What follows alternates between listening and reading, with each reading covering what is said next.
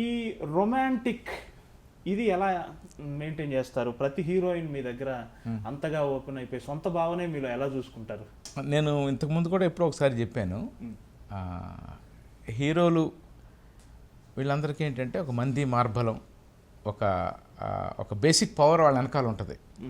బేసిక్గా హీరోలు అందరికీ. హీరోయిన్ వచ్చేసరికి మొదటి నుంచి మన రెండు రాష్ట్రాలు కాకుండా బాంబే నుంచి, లేకపోతే కేరళ నుంచి, లేకపోతే కలకట్టా నుంచి తెలుగులో హీరోయిన్ లేరు. మన సినిమాలన్నింటికీ హీరోయిన్లు బయట భాషల నుంచి తెచ్చుకుంటున్నాం మనం. సో బేసికల్గా వాళ్ళ పేరెంట్స్ని వదిలేసి మన రాష్ట్రానికి వచ్చి ఒక సినిమాకి 200 మంది యూనిట్లో ఒక హెయిర్ డ్రెస్సరు తప్ప, లేకపోతే ఇంకా స్టార్స్ లైక్ అమ్మ క్యారెక్టర్ కానీ, లేకపోతే అత్త క్యారెక్టర్, లేకపోతే పిన్ని, నా నానమ్మ, ఒక 5, 6 లేకపోతే 10 మంది ఫిమేల్ క్యారెక్టర్స్ మధ్యన, అంటే డామినేటెడ్ బై మ్యాన్.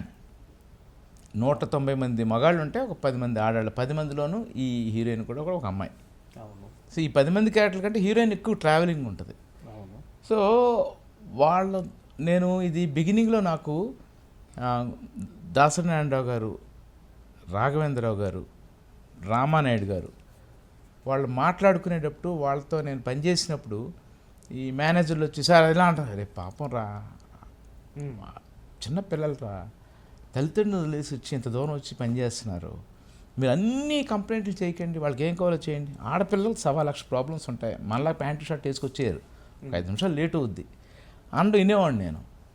రామానాయుడు గారు వెరీ స్ట్రిక్ట్, 7 o'clock అంటే 7 o'clock షార్ట్ తీయాలి. గురువు గారు దాసనారాయణ వెరీ స్ట్రిక్ట్. బట్ వాళ్ళు కూడా ఈ విషయంలో కొంత వాళ్ళకి ఆడపిల్లలు అనేసరికి ఒక చిన్న వాళ్ళకు ఉండే ప్రాబ్లమ్స్ వాళ్ళకు ఉంటాయి, కంగారు పెట్టి ఇలాంటి ఒక సాఫ్ట్ కార్నర్ ఉండేది. ఓహో ఆడపిల్లలు ఇలా ట్రీట్ చేయాలి. ఇంకా రాఘవేంద్రరావు అయితే ఇంకా అసలు పువ్వుల్లో పెట్టేసి చూసుకుంటారు ఆయన. సో ఇలా పెద్దవాళ్ళందరినీ చూస్తూ ఉన్నాను నేను. మేబీ అది నాకు అబ్బిందేమో, వాళ్ళని జాగ్రత్తగా చూసుకోవాలి. బయట నుంచి వచ్చారు వాళ్ళు కూడా, బేసిక్గా కడుపు కోసం వచ్చినట్టే కదా. మీరు సెట్లో ఉంటే ఏ హీరోయిన్తో ఏ సమస్య ఉండదు అనుకుంటా. ఉండదు, మ్యాక్సిమం ఉండదు. ప్రాబ్లం ఇచ్చే హీరోయిన్లు కూడా నేను సరదాగా ప్రేమించి, లాలించి, బుజ్జగించి, అప్పుడప్పుడు భయపెట్టి. మనకు ఇంకో కోణం కూడా ఉంది. నా సెట్లో సౌందర్య ఆల్మోస్ట్ 2-3 times ఏడ్చింది అంటే అంత లవ్గా చూసుకుని, ఆ మార్క్ ఎందుకు రాలేదని గబుక్కని ఈశ్వరలో షూటింగ్ టైంలో అనేసాను గట్టిగా. అంటే అంత ప్రేమగా చూసుకుని అనేసరికి హర్ట్ అయిపోతారుగా. ఇప్పుడు ఆడపిల్లలు అమ్మ తిడితే ఏం బాధపడరు, నాన్న తిడితే బాధపడతారు. ఆడపిల్లలు అందరూ చూడండి, మీరు అబ్జర్వ్ చేయండి, అమ్మ ఎన్ని తిట్టినా డోంట్ కేర్, ఏదో మాట్లాడదు అంట. అదే నాన్న ఒక్క మాట అంటే చాలు, గదిలోకి వెళ్ళి ఆ కట్టెన్ మొహాన్ని పెట్టేసుకుని, వెళ్తే పిల్లో మొహాన్ని పెట్టేసుకుని ఓ నేడుస్తుంటారు. నా కూతురు నేను చూశాను. సో ఇలాంటి అవి ఉండొచ్చు. సో అది ఇది ఉంది, 2 కార్నర్స్ ఉన్నాయి. ఇలియానాతో కూడా అదే ప్రాబ్లం. ఆటో షూటింగ్లో గోదావరిలో పంట మీద కూర్చోబెట్టి స్టడీ బ్లాకు, ర్యాంప్ ఫ్రేమ్స్ కదలదంటే కాసేపు ఇలా కదిలింది, తిట్టేసాను. అది బోర్ని ఏడుపు. నాకేంటి కదిలిపోయింది, మళ్ళీ ఫుల్ షాట్ తీయాలి, మళ్ళీ నీళ్ళలోకి పంపాలి, మళ్ళీ కూర్చోబెట్టాలి. ఆమె ప్రాబ్లం లేదు, పంటలోకి నీళ్ళు వచ్చేసి కింద తడిసిపోతుంది ప్యాంటు. ఇవన్నీ సో ఇది ఉంటుంది, అది ఉంటుంది. సో మీరు ఇది ఎప్పుడు చూడలేదు, ఎప్పుడు ఆ బొజ్జగించడం ఇవే చూశారు. ఏమో నేను అంటే మీతో పనిచేసిన 30-35 రోజుల్లో నేను అదే చూసాను. బేసిక్గా 90% పాజిటివ్గా, లవ్లీగా అలా వచ్చి అంటుకుంటారు, బుజ్జగిస్తూ. వాళ్ళనే కాదు అసలు మొత్తం మీద. మీరు కరెక్ట్ కిషోర్, అందరూ ఇదే అంటున్నారు. బట్ నేను హీరోతో అలాగే ఉంటా, యూనిట్ అందరితో అలాగే ఉంటా కిషోర్.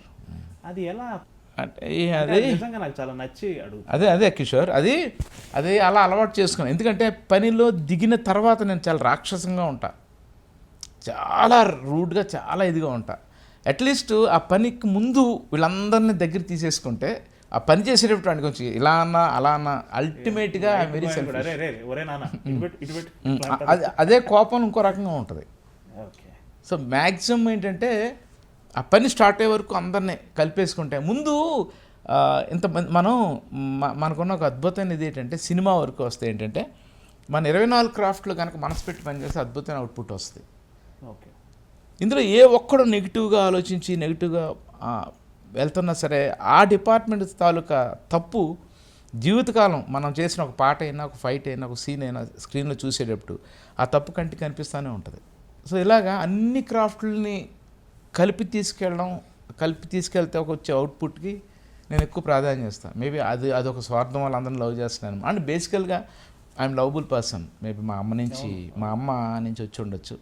నా జీన్స్లోనే నేను యానిమల్స్ని, మొక్కల్ని, మనుషుల్ని, కారుని, నా కారు అన్నింటినీ ప్రేమించేస్తుంటాను. అది కాక అప్పుడే పరిచయం అయినా సరే, గంట క్రితం పరిచయం అయినా సరే అలా అల్లుకొని పోతారు కదా. మనం చాలా యాడ్ షూట్ చేసినప్పుడు ఆ క్లయింట్స్ వచ్చేవాళ్ళు. ఆ క్లయింట్స్ మళ్ళీ అంటే మీరు షూట్ చేసినాక ఇంకా మళ్ళీ వాళ్ళని కలిసే అవసరం ఉండదు కదా. కానీ మాకేంటంటే ఇది ప్రొఫెషన్ కాబట్టి ప్రతిసారి వాళ్ళని కలుస్తూ ఉంటాం కదా. ఎప్పుడు కలిసినా వాళ్ళు ముందు అడిగేది చోటా గారు బాగున్నారు. అది బ్లడ్ మా అమ్మ తాలూకా జీన్స్. మీరు వైజాగ్ వెళ్తే అక్కడ కేబీజే సింగ్ గారు వీళ్ళు అడుగుతారు, చోటా గారు వచ్చారు మొన్న, నాకు ఫోన్ చేశారు. ఎఫెక్షన్ అది చాలా గొప్పగా ఉంటుంది. అది మీ నుంచి అందరూ నేర్చుకోవాలి, యువత మొత్తం నేర్చుకోవాలి. గుడ్. అది నాకు మాత్రం అది పుట్టుక నుంచి వచ్చేసినట్టుంది. మా అమ్మ నవ్వుతూ అందరితో మాట్లాడుతూ ఉంటుంది. కొంచెం మా నాన్నగారు కొంచెం రిజర్వ్డ్, మా మదర్ కొంచెం హైపర్. మేబీ అవి